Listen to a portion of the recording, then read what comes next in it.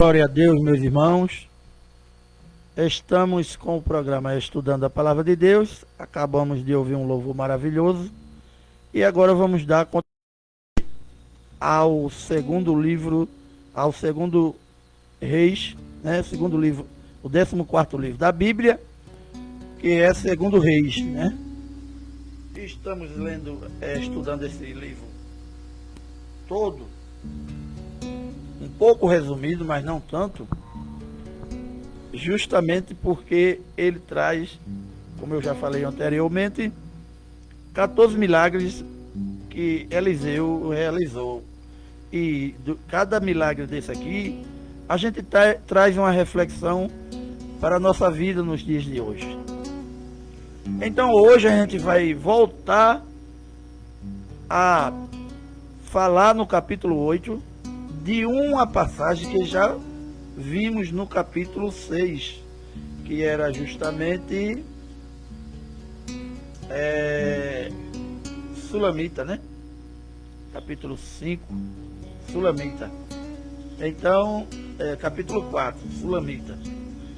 A gente viu, né? Que ela sempre observava o profeta Eliseu, parava lá para comer, e toda a história da Sulamita. E aqui volta mais uma vez a restaurados os bens da Sulamita. O que Sulamita perdeu na época, ela volta para a sua terra, a gente vai ver na leitura, e o rei restabelece todos os seus bens. Então, vamos ler aqui no capítulo 8, que é o 14º livro da Bíblia, do Antigo Testamento, e no Segundo Reis, no capítulo 8, que começa assim: restaurados os bens da Sunamita, falou Eliseu àquela mulher cujo filho ele restaurara a vida, dizendo: levanta-te, vai com os teus de tua casa e mora onde puderes, porque o Senhor chamou a fome, a qual virá sobre a terra por 7 anos. Levantou-se a mulher e fez segundo a palavra do homem de Deus. Saiu com os de sua casa e habitou por 7 anos na terra dos filisteus. Ao cabo dos 7 anos, a mulher voltou da terra dos filisteus e saiu a clamar ao rei pela sua casa e pelas suas terras. Ora, ó rei, falava Geazi, o moço do homem de Deus. O Geazi era aquele que andava sempre com Eliseu, que estava junto ao lado de Eliseu e que sempre ajudava Eliseu nas suas missões. Então, Eliseu diz: ora, o rei falava a Geazi, dizendo: moço do homem de Deus, dizendo: canta-me, conta-me, peço-te todas as grandes obras que Eliseu tem feito. Me conta aí todas as grandes obras que Eliseu tem feito. Contava ele ao rei como Eliseu restaurara a vida a um morto, quando a mulher cujo filho ele havia restaurado. A vida clamou ao rei pela sua casa e pelas suas terras. Então disse Geazi: ó rei, meu senhor, esta é a mulher, este é o seu filho, a quem Eliseu restaurou a vida. Interrogou o rei a mulher, e ela lhe contou tudo. Então o rei lhe deu um oficial, dizendo: faz e restituísse tudo quanto era seu e todas as rendas do campo, desde o dia em que deixou a terra até agora. Então, no capítulo 8, do verso 1 ao verso 6, fala justamente da Sunamita, porque Eliseu, como sempre vinha em sua tabernazinha, onde ela atendia as pessoas que passavam de viagem, e Eliseu sempre parava lá para comer. E numa dessas passagens ela fez um quarto para Eliseu e tal. Então, a gente conhece toda a história no capítulo 4, né? E ela tinha uma gratidão muito grande por Eliseu. E Eliseu, além de profetizar um filho para ela, depois o filho morreu, depois ele restaurou a vida do filho, certo? E Eliseu avisou que naquela cidade, naquele país, haveria muita fome e ela teria que sair dali para não ser castigada também, porque por conta da maldade do rei, aquele povo seria castigado com fome. Então, teve esse período, e quando passou a fome, ela volta para a terra dela, né? E quando ela chega, ela encontra as propriedades dela tomadas por outras pessoas. Então ela vai ao rei, e o Geazi, que era, né, vai ao rei, conta toda a história, e o rei restabelece toda a propriedade dela, todos os bens dela. Mas essa história, o que ela tem a ver, tirando essa parte de terra, de propriedade, de bens materiais, o que ela tem a ver com nossa vida espirituais nos dias de hoje? O que essa passagem da Sunamita, uma mulher de fé, né, que foi obediente a Eliseu, e Eliseu, por gratidão à sua obediência a ele e a Deus, fez de novo ela restabelecer todas as suas propriedades, todos os seus bens, né? Então, mas o que realmente traz para a nossa vida nos dias de hoje, a nossa vida espiritual? Na vida espiritual, o relato de 2 Reis, do capítulo 8, do verso 1 a 6, deixa de ser apenas uma crônica jurídica de terras e passa a ser uma das maiores demonstrações de como Deus gerencia a história, a identidade e as perdas de seus filhos. Trazendo esse contexto, esse texto para os dias de hoje, a mensagem revela 4 verdades espirituais que nós vamos ver agora. Deus não se esquece das suas sementes do passado. A Sunamita foi acolhida pelo rei, não pelo que ela fez naquele momento, mas pela sua história de devoção e generosidade com o profeta Eliseu anos atrás. Aí a gente lembra que eu falei aqui no capítulo 4, em que ela acolheu Eliseu, deu de comer a ele, e ainda um quarto fez para ele quando ele viesse de viagem repousar lá. Então, essa generosidade que Sunamita fez, Deus, Eliseu, através de Deus, não esqueceu isso na vida dela. Então, trazendo para a nossa vida espiritual nos dias de hoje, no reino de Deus, nenhuma oração, nem jejum, lágrima ou ato de amor é esquecido por Deus. Às vezes você pode sentir que sua renúncia e sua fidelidade a Deus não estão gerando resultados imediatos. Mas esse texto prova que Deus guarda um memorial das suas atitudes no dia da sua crise. A colheita da sua fidelidade passada florescerá. Então, nesse termo aqui, o que é que ele nos traz? Que a nossa obediência a Deus, todos os dias, diante das dificuldades que ela nos abate, das perseguições que vêm a cada um de nós, que às vezes nos deixa triste, meio desanimado, a gente tem que elevar o nosso pensamento a Deus e saber que Ele não está esquecido de cada um de nós. Ele não se esquece do seu filho, a quem Ele colocou no mundo, a quem Ele colocou para o servir e ser servido. Então é preciso que a gente aprenda a suportar as dificuldades, as necessidades, as humilhações, as decepções que pode vir a bater a cada um de nós nos dias de hoje. A gente tem que levantar a cabeça e saber que Deus está vendo tudo e no momento certo Ele vai restaurar tudo que a gente perdeu, tudo que a gente deixou de conquistar, tudo que Deus tem para nós vai chegar na hora certa. Mas aqui no segundo item, o tempo do deserto tem um prazo de validade. A mulher passou 7 anos na terra dos filisteus por causa da fome. 7 anos é um número bíblico de totalidade e da perfeição. Ela suportou o tempo determinado de provação e no momento exato ela voltou. Para Deus, 1000 anos é um dia e um dia é 1000 anos.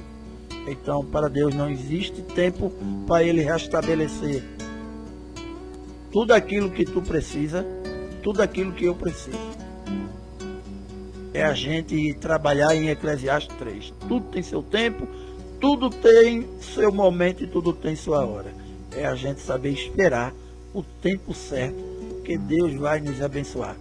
Porque tudo em nossa vida dependemos de Deus. E se a nossa dependência é de Deus, a gente tem que saber aprender a esperar por Ele. Porque Ele vai sempre agir por nós. Mas qual é a aplicação que traz esta questão aqui de 7 anos que ela passou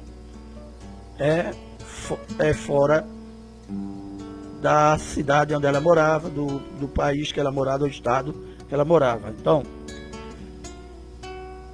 a explicação espiritual para os dias de hoje é: o seu período de escassez, silêncio ou provação espiritual tem um limite estabelecido pelo Senhor. O deserto não é a sua morada permanente. É apenas uma estação de transição. Deus sabe exatamente quando o tempo da fome deve cessar na sua vida, para daí dar início ao tempo do retorno, ao tempo da colheita. Então, a nossa vida, a gente precisa aprender a colocar logo pela manhã cedo na mão de Deus. Primeiro a gente agradece a Deus. Primeiro pela manhã a gente agradece, porque abrimos os olhos, nos levantamos, porque Deus permitiu. E eu tenho dito aqui neste programa, se Deus permite que a gente se levante todos os dias, é porque Ele tem propósito para a minha vida e para a sua vida, meu irmão. Ele tem propósito para a vida de cada um de nós. Mas é preciso que a gente comece a aprender com Jesus a ser manso e humilde, a amar o próximo, a ser obediente aos seus ensinamentos. Porque até a ansiedade que você pode sentir, ela vai embora. Porque você vai aprender que não é pelos seus braços, nem o meu braço, que a gente vai fazer as coisas acontecer hoje ou amanhã. Mas é tudo na vontade de Deus. E quando a gente deixa Deus trabalhar, Deus não demora muito não para realizar as bênçãos em nossa vida. Mas quando a gente quer fazer com o nosso braço, com a nossa força, aí Deus se afasta e deixa a gente fazer. Porque a gente é livre, a gente está no mundo livre para escolher o que queremos fazer. Se queremos fazer o bem, Deus está nos abençoando. Se queremos fazer o mal, nós estamos trazendo para a gente maldição. Então, em nossa vida, a gente precisa aprender com os ensinamentos de Jesus Cristo o que é que a gente precisa para caminhar próximo de Deus. O terceiro item nos diz assim: o favor divino anula a burocracia humana. Para uma mulher viúva e sem posses na época, recuperar terras confiscadas seria humanamente impossível. Mas Deus moveu o coração do rei através do testemunho de Geazi, no segundo no segundo exato em que ela entrou na sala. Então, nada é impossível para Deus em nossa vida. Deus tem tudo programado na vida de cada um de nós. Ele conhece o meu coração, Ele conhece o seu coração, mas Ele não quer muita coisa da gente. Ele só quer da gente obediência. Quando a gente passa a obedecer, e aquilo que a gente não consegue fazer, com a orientação divina, Ele é quem vai fazer em nossa vida. Ele não coloca fardo além daquilo que a gente pode carregar. Então, a aplicação espiritual para essa passagem, né? Às vezes a gente tem um problema na justiça, às vezes para resolver e acha que está demorando demais, e às vezes quer resolver pelos nossos braços. Não, tudo é no tempo de Deus. Então ela passou 7 anos. Quando voltou, não tinha mais a posse, mas ela recorreu ao rei. Por quê? Porque Deus é dono de tudo. Então a gente vê aí muitas coisas que estão às vezes na justiça e a gente acha, não, mas eu vou recorrer a fulano, a ciclano, para que isso saia logo. Se a gente não está conseguindo resolver isso, se está dependendo de outras pessoas, a gente tem que fazer é orar e pedir a Deus para que toque no coração daquele que resolve. E foi assim que aconteceu com a Sunamita. Mas as explicações para os nossos dias de hoje. O que é que nos diz? Quando Deus decide agir em seu favor, Ele quebra protocolos, acelera processos e faz as pessoas certas lembrarem de você. O favor divino substitui o esforço humano. Onde as portas estavam trancadas pela lógica do mundo, a providência de Deus abre caminhos soberanos através de conexões que só o Espírito Santo pode inquietar.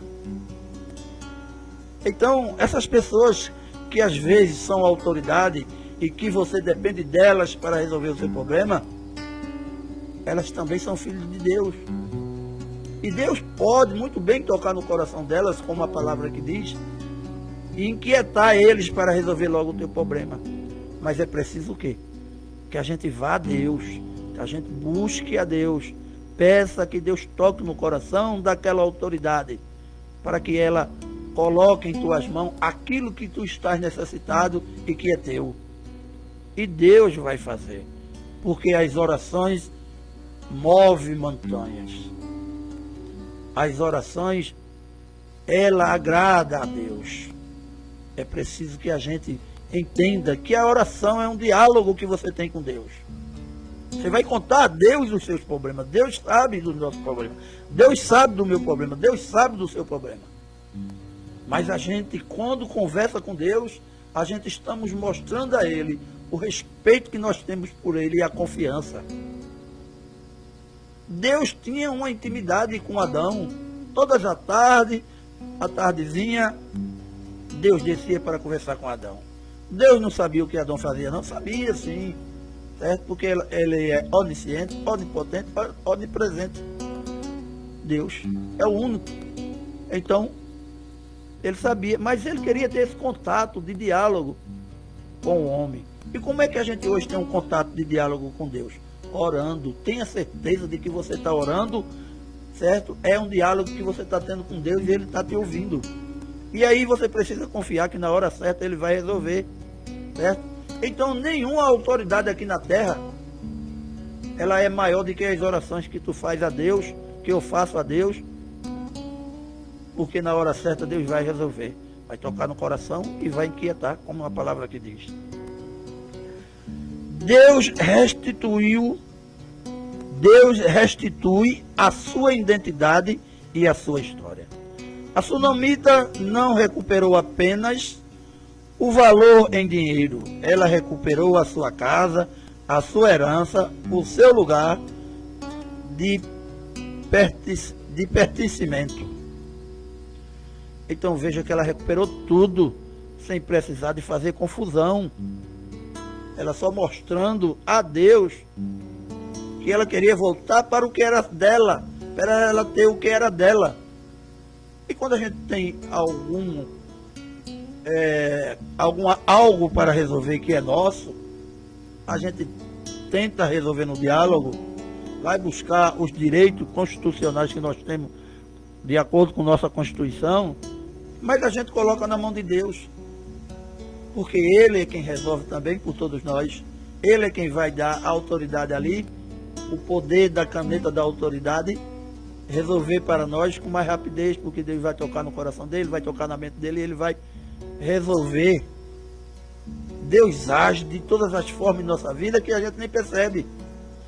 Deus faz milagre em minha vida, na sua vida, durante o dia, e você não sabe que Deus está realizando milagre, porque os milagres não são como na época de Jesus. Eles aparecem todos os dias, às vezes você fica feliz por algo que você nem esperava e aconteceu na sua vida. Mas nesse momento você deve elevar seu pensamento e saber que foi Deus que realizou esse milagre. Então a aplicação para os dias de hoje. O inimigo da nossa alma tenta usar as crises da vida para roubar a nossa intimidade, a nossa paz e a nossa alegria. A restituição espiritual de Deus reconecta você com o seu próprio original. Ele cura as memórias da dor, dos anos de perdas e devolve a certeza de que você é um filho amado, herdeiro das promessas e com um lugar garantido na mesa do rei. Então, aquilo em que você viveu no passado, uma vida desenfreada, não reconhecendo a Deus, porque quando a gente amanhece o dia, não agradece a Deus pela vida. Quando a gente amanhece o dia, não lembramos de Deus para agradecer porque Ele nos colocou de pé, e a gente já amanhece o dia preocupado com o que tem que fazer, com as coisas que tem para resolver, com o que tem para pagar. E aí vive preocupado com este mundo secular, em que aqui de nada nos traz de bem se não tivermos na presença de Deus.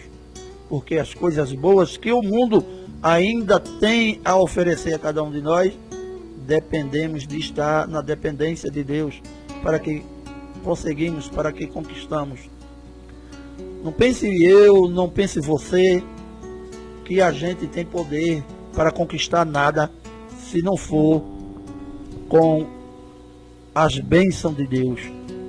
Então a nossa vida, meus irmãos, no dia de hoje, cada dia mais que se passa, cada dia mais a gente fica dependente de Deus.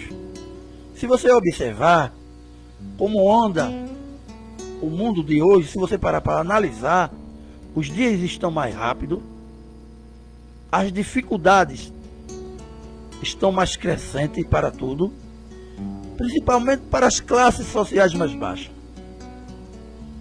Essa dificuldade está tremenda. E você vê que cada dia mais a falta de amor ao próximo não existe, e a palavra diz na escatologia do próprio Jesus Cristo, em que o amor se esfriará, não haverá mais o amor ao próximo, e a gente vê isso hoje. E é preciso a gente pregar, e é preciso a gente levar a palavra, e é preciso a gente fazer o idem para ver se toca no coração das pessoas e desperta esse lado solidário de amor ao próximo. Às vezes eu costumo dizer que é muito bom a gente pregar só no nosso conforto do nosso lar, né? A gente está reunido ali com a nossa famíliazinha, a gente vai estudar um pouquinho a Bíblia e pegar. E quem está lá fora? E quem está na rua? E quem está no mundo? Que não escuta a palavra de Deus e nem sequer se preocupa em pegar uma Bíblia ou ler. Às vezes nem a Bíblia em casa tem, né? Mas ela precisa da palavra, de ouvir a palavra, de ouvir o que Deus tem para o coração dela, para o que Deus tem para tirar a ansiedade dela. Que a ansiedade de hoje não é nada mais do que justamente não entender que Deus está agindo em nossa vida. Deus não age somente na vida daquele que vive dentro de um templo religioso, não. Deus age na vida de qualquer pessoa. O maior marginalizado, Deus age na vida dele também. Mas só que ele precisa ter o entendimento. Se ele não tem esse entendimento da palavra de Deus, quem tem o entendimento tem a obrigação de levar para aquele que não tem. É por isso que às vezes eu falo aqui que não adianta você estar 7 dias da semana dentro de uma igreja. Se você não transmite a palavra lá fora, se você não transmite a palavra a quem precisa, se você não faz visitas espirituais às pessoas que você conhece, que às vezes está precisando, certo? Então você precisa mostrar que realmente você ama seu próximo. E não pense eu nem você que 7 dias da semana dentro da igreja eu adquiri minha salvação. De forma nenhuma, né? A salvação ela já foi dada ali na cruz quando Jesus morreu. Mas para a gente adquirir ela, ainda tem regras que precisam ser feitas. O dom do perdão, amar o próximo como a ti mesmo, como Jesus diz, né? Amarás o teu Deus, Senhor teu Deus, de todo o teu coração, com toda a tua alma e tua força. Este é um dos mandamentos. Aí próprio Jesus diz. E o segundo, semelhante a este, é amar o teu próximo como a ti mesmo.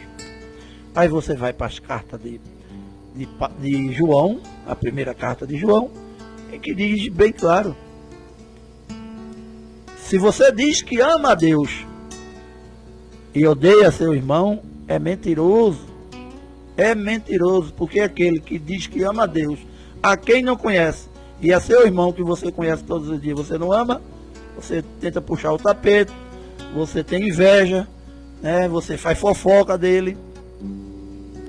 Então nós somos mentirosos, se fizermos isso. Nós somos.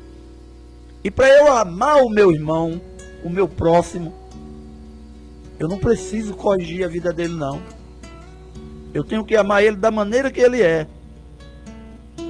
Mas no momento que eu tiver com ele, eu tenho que levar a palavra de Deus de uma forma que dê para entender que às vezes o que eu e ele estamos fazendo está errado. Porque ninguém nesta terra aqui é santo não, nem é perfeito não. Nós somos falhos e vamos ser sempre falhos. Porque nós pecamos por pensamento, palavra, atos ou omissões. Então ninguém é melhor do que ninguém e nem existe religião melhor do que nenhuma outra. Até porque Jesus não teve nenhuma religião que ele levantou neste mundo. Nasceu judeu e combateu justamente o fariseísmo judeu. Combateu as religiões. Quem não vê e lembra do versículo muito falado, ai de vós, fariseus hipócritas, chama de sepulcro caiados, né? Bonitinho por fora, né? Parecendo santo, mas por dentro podre. Por quê? Porque é o que sai de nossa boca, o nosso pensamento, as nossas ações.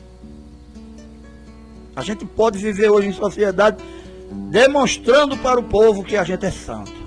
Ali vai um homem de Deus, ali vai um santo. Por quê? Está dentro de uma igreja evangélica, aí anda 7 dias da semana, mulher toda vestidinha com saia comprida até o dedo do pé, não dá nem para ver, né? Pronto, é uma santa. O homem todo, né, calça comprida direto, às vezes para usar uma bermuda é uma dificuldade nem dentro de casa.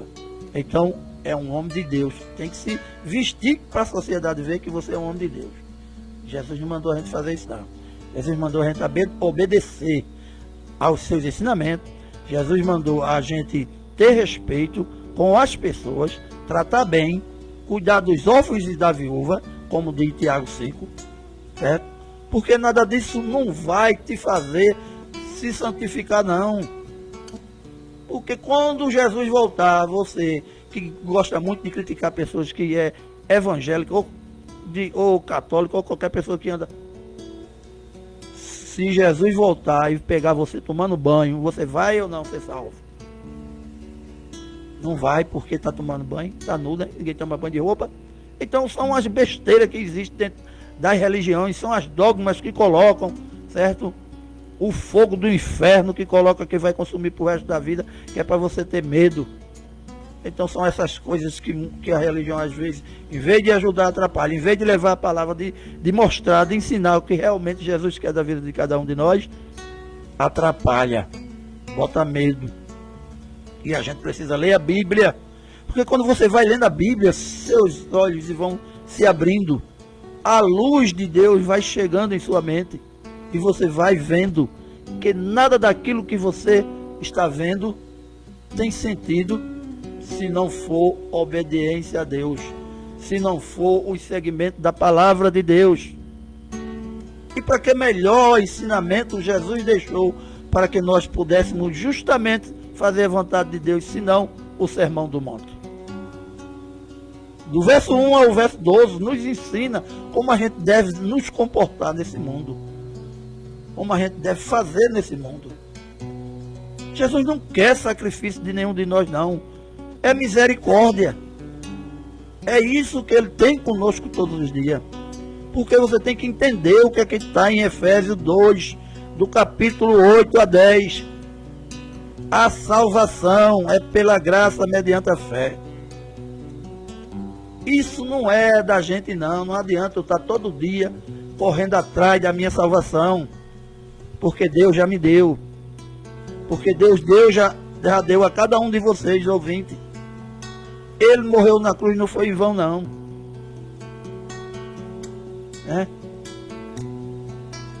Para que hoje eu estou buscando rituais pagãos, coisas do Velho Testamento, quando Jesus já morreu e já nos livrou de tudo isso? Quando a gente volta a fazer tudo isso, é como a gente estivesse não reconhecendo que Jesus morreu e nos deu a salvação.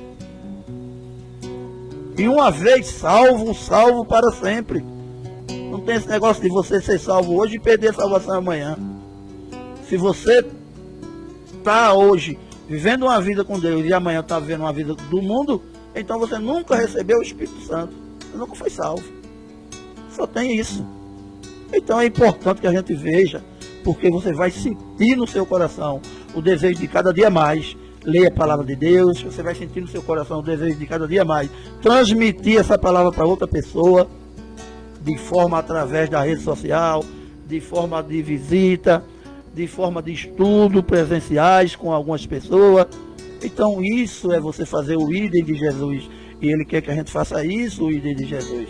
Então esse programa, quando eu resolvi fazer ele, eu passei um mês pedindo a Deus para que Ele me mostrasse o tema do programa e a maneira de fazer o programa. E o tema do programa foi justamente estudando a palavra de Deus. Este é o título deste programa, estudando a palavra de Deus. Eu peço a Deus todos os dias que Ele me dê inspiração para poder transmitir a palavra, que Ele me use. Porque eu não sou sábio, não, da palavra de Deus, não.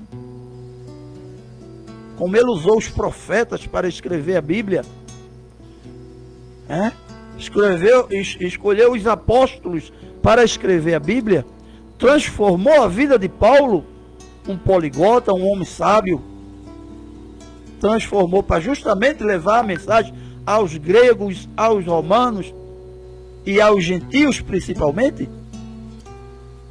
Ele faz na minha vida, na sua vida, na vida de quem Ele quiser, porque Deus é quem manda, certo? E quando Ele diz é você que vai ser usado por mim, não adianta, pode correr para onde correr, Ele vai fazer você fazer justamente o que Ele quer, porque Deus, quando Ele quer, não adianta. Veja a história do profeta Jonas. Jonas não queria ir para Nínive de jeito nenhum, com medo. Deus mandou ele ir para lá, pregar lá. Ele desobedeceu e foi no navio para outro lugar. Só que no meio do caminho da viagem marítima houve uma grande tempestade e você sabe a história. E ele foi jogado ao mar. E o peixe que o engoliu soltou ele justamente na praia de Nínive. Certo? E ele lá foi obrigado, quando ele estava no ventre da baleia, ele orou a Deus. Ou era baleia, era um peixe, no ventre do peixe. Ninguém sabe se era baleia, tubarão, ninguém sabe o que era. Então sei que Deus colocou no ventre de um peixe. E ele lá orou a Deus, pedindo perdão, se arrependendo por não ter obedecido. Deus colocou ele em Nínive. Lá ele pregou. Lá ele converteu aquele povo que vivia na idolatria, que adorava outros deuses. Mas a desobediência bateu de novo em Jonas. Deus fez uma árvore sombrosa, do dia para a noite colocou uma árvore para que ele descansasse. Só que ele achava que já tinha feito tudo em Nínive. Aí Deus secou também a árvore com um bicho, do dia para a noite também deixou ele no sol, para que ele voltasse a terminar o trabalho que Deus tinha determinado para ele. Então Deus é assim, na minha vida, na sua vida, quando Ele diz que vai fazer na minha vida e na sua, Ele faz, não adianta você correr não, porque Deus faz. Então esse programa, toda sexta-feira, é para a gente aprender. Você, cada dia que a gente estuda mais a Bíblia, mais a gente aprende. Então, meus irmãos, nessa manhã, nós vemos na Sunamita que nada na nossa vida está fora da restauração. Que tudo que Deus tem para nós vai chegar no tempo certo. É só a gente confiar e ter fé. Vamos agradecer, né? Por mais uma realização do programa hoje, nessa sexta-feira. E que nesta manhã deixo beijos e abraços da parte do nosso Senhor Jesus Cristo no coração de todos os nossos irmãos ouvintes, né? Beijo da parte do nosso Senhor Jesus Cristo no coração de todos os nossos irmãos evangélicos e católicos. E vamos orar e entregar o nosso programa nesta manhã na mão de Deus, para que Ele possa levar o coração de todos aqueles ouvintes durante toda a manhã e durante toda a semana pela Folha Itaenguense e no YouTube. Vamos orar. Senhor, meu Deus e meu Pai, quero te agradecer, Senhor, por mais uma realização de mais um programa estudando a palavra de Deus. Que o Senhor possa abençoar o nosso dia de hoje, trazendo bênção, muita paz, muita saúde, muita realização no coração de cada um de nós. E que Deus possa estar transformando a nossa vida e nos colocando diante da sua presença todos os dias, Senhor. Em nome do teu Filho Jesus, eu agradeço hoje e sempre. Amém. Um bom dia a todos. CYX 824, Rádio Comunitária Itaenga FM 98,5